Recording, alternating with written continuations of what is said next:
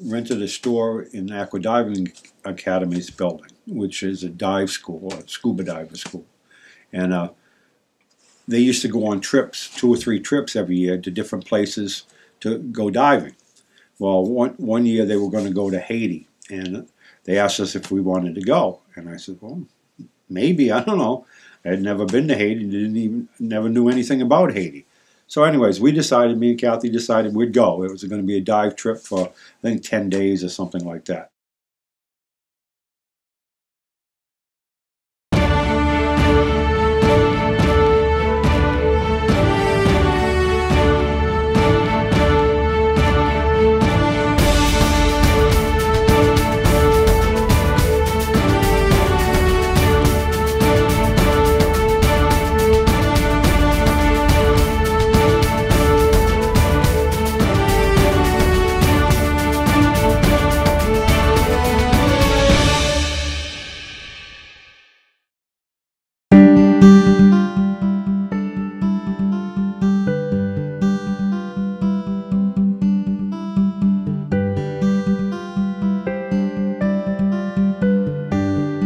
In the early 1980s, Greg and Kathy Brooks were running their own swimming pool company.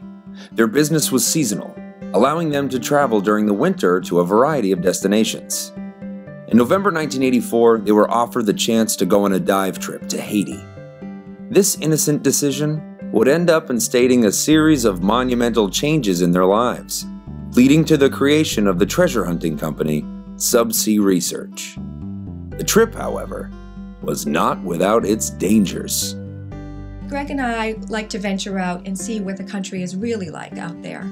So this one day, he and I and another couple, Mel and Pat, decided to go on a daily excursion.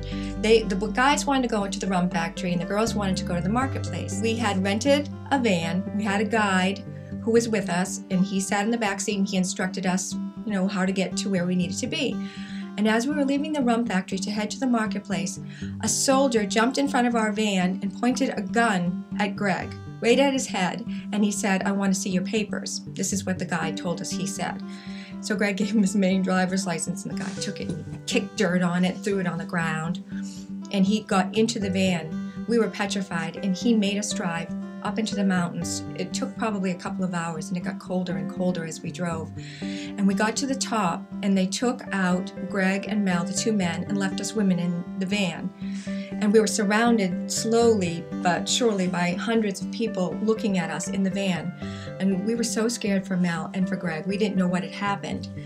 And when they returned, which they did after several hours, we weren't sure what to do. Should we leave the van and try and go help them? Do we stay here? Do we leave and try and find help? We didn't know our way around. We were scared. We were in a foreign country and nobody knew where we were. It was really frightening. When they came back, they told us the story of how they were led across this courtyard with grates in the ground with moaning people underneath. And we were told that if their families didn't come and feed them, they didn't eat. So when they got into the room, they were questioned by several men in the room, and they kept using the guide saying, "What do they want? What do they want?" And he said, "What they want is you rented the van and they didn't get their share. The government did not get their share of the money from the van that you rented." And then they looked at Greg and they said, one of them just kept staring at him and he went like this. He went, "Karate? Chuck Norris?" He recognized him from the movies and he thought Greg was Chuck Norris. So Greg worked it and he was making the moves and everything. And everyone started applauding and clapping and they let them go.